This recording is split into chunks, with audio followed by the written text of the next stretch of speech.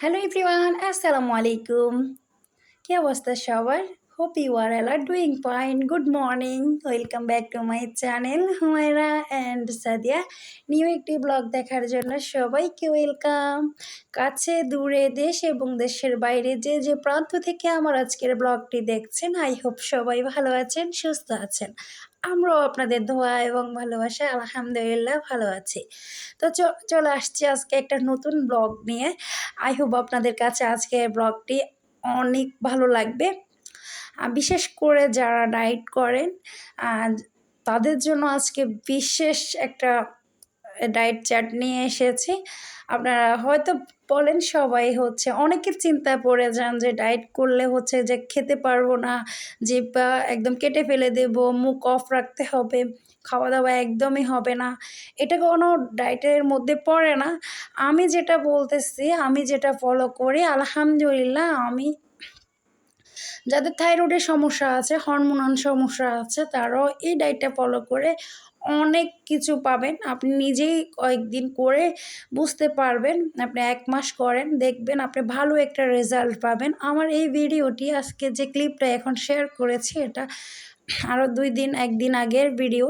তো ওটা আপনারা গত ব্লগে দেখেছেন। আজকে আমি আবারও একটু ক্লিপ নিয়ে শেয়ার করতেছি, কারণ অনেকেই বলে যে এই টাইপের খাবারগুলো খেতে পারবে না। আসলেই খাওয়া যায় যদি আপনি একটু পরিমাণে একটু কম খান, তারপর ওয়ার্কআউট একটু বাড়িয়ে দেন, তাহলে যে খেতে পারবেন, কোনো সমস্যা নেই। পরিমাণে হাফ খাবেন।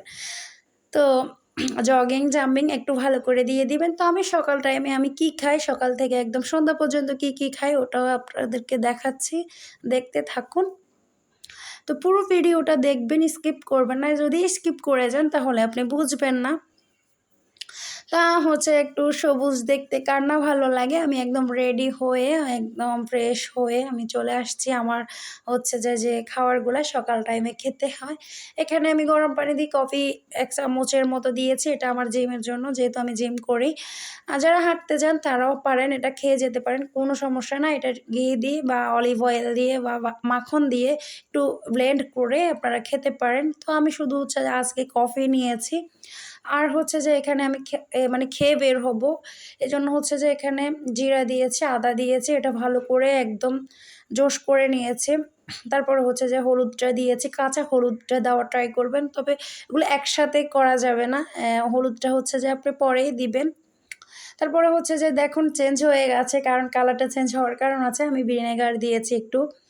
আমি 1 চামচও পুরো দিইনি, যেহেতু আমি আরও খাবো ইনশাল্লাহ। আপনারা দেখতে থাকুন। আমি লেবু অ্যাড করিনি। আজকে লেবুটা আমি খাইনি। আমি প্রতিদিন আবার লেবু রাখি না। যেদিন ভিনেগার খাই ওইদিন লেবু রাখি না, যেদিন লেবু খাই ওইদিন ভিনেগার রাখি না, এরকমই আর কি। তো আমার কফিটাও রেডি হয়ে গেছে, আমার আজকের খাবারটাও, হলুদ চাটাও রেডি হয়ে গেছে। যারা মধু দিয়েও খেতে পারেন, কোনো সমস্যা নেই। তবে যে ওয়েটটা একটু আস্তে কমবে, স্লোলি কমবে। তো যত চিনি, চকলেট, মিষ্টি জাতীয় এগুলো অ্যাভয়েড করতে পারেন, ততই যে ভাত, রুটি এগুলা থেকে দূরে থাকবেন। তাহলে যে আপনি ওয়েটটা দ্রুত কমাতে পারবেন। আমাদের পাউরুটি খেতে পারবো না, বিস্কিট, তারপর চানাচুর, এসব কিছু, চা তো একদমই না। তো আমি যেগুলো বলতেছি ওগুলাই খাবেন, দেখবেন ভালো একটা বেনিফিট পাবেন। যেটা আমি বলতেছি, আমার বেবি হওয়ার পর থেকে আমার ওয়েট বেড়ে গেছিলো। তো যেহেতু আমি জিম করি, ওটা আমার আলাদা সাবজেক্ট। কিন্তু আপনারা জিম না করলে আপনি হাঁটবেন, বাসায় ব্যায়াম করবেন, হালকা জগিং দিবেন, জাম্পিং দিবেন। আর যে এখন তো কথাই নেই। তা আমি আসার পরে দেখলাম যে আজকে কেউই নেই। আর ওয়েদারটা তো ওয়াও, মাশাআল্লাহ, অনেক ঠান্ডা ছিল। আর ওয়ার্কআউট করার সময়, এক্সারসাইজ করার সময় একদমই মানে বুঝতে পারিনি যে আজকে অনেক ভালো লেগেছে। আরাম লাগে এইসব টাইপের ওয়েদার পড়লে। তারপর যে জিম করা একদম ইজি হয়ে যায়। আমি অফ ক্যামেরায় সব করার পরে চলে এসেছি বাসায়। তো ব্রেকফাস্টে আমি 11টার দিকে করেছি। আজকে কি রেখেছি সেটা তো দেখতেই পাচ্ছেন। শসা নিয়েছি, একটা আপেল নিয়েছি ছোটো সাইজের, 3টা আখরোল নিয়েছি, একটা ডিম নিয়েছি, একটা কলা নিয়েছি। তো আপনারা যেটা হাতের কাছে থাকবে ওটা খাবেন। টক দই খাবেন, কোনো সমস্যা নেই। বাদাম যেটা আপনার হাতের কাছে থাকবে ওটা খাবেন, একটু খাবেন পরিমাণে, এই আর কি। মানে আমাদের মতো মধ্যবিত্ত যারা আছে, তারপর হচ্ছে যে যারা হাতের কাছে যেটা পায়, সবার জন্য কিন্তু আজকের এটা থাকছে, সবার উপকার হবে। তো আপনি সালাদ খেতে পারেন, ডিমটা ভালো করে হচ্ছে ভেজে নিতে পারেন ঘিয়ে মেখে। আমি সিদ্ধ নিচ্ছি, কারণ আমার সিদ্ধটা হচ্ছে প্রয়োজন। তো আজকে দুপুরে যা যা রেখেছে ওগুলোই খাবো, কারণ আজকে সরিষার তেল দিয়ে রান্না করেছে, ফুলকপি রান্না করেছে। এটা হচ্ছে যে সাজনা পাতা যে ভর্তাটা হয় ওটাই করেছিল। তো এটা আম্মু খাবে, একটু করেছে। তারপর হচ্ছে আমিও আজকে এগুলো খেতে পারবো, কারণ সরিষার তেল দিয়ে রান্না করি, অয়েল দিয়ে রান্না করে মাঝে মাঝে আমার জন্য আমি রান্না করতে হয়। যদি আম্মু সয়াবিন তেল দিয়ে রান্না করে তো আমাদের স্বাস্থ্যের জন্য খুবই ক্ষতিকর সয়াবিন তেলটা, ওটা অ্যাভয়েড করার ট্রাই করবেন, সরিষার তেল খাবেন। তারপর হচ্ছে অলিভ অয়েল খাওয়ার চেষ্টা করবেন, নারিকেল তেল খেতে পারেন, কোনো সমস্যা নয়। তো আমার হচ্ছে যে সবজি আজকে কয়েকটা ফুলকপি নিয়েছি, একটা চিকেন নিয়েছি, তারপরে একটা মাছ ভাজা নিয়েছি, তারপর হচ্ছে সালাদ নিয়েছি। এটাতে আমার এনাফ দুপুরের লাঞ্চটা কমপ্লিট হয়ে যাবে আলহামদুলিল্লাহ।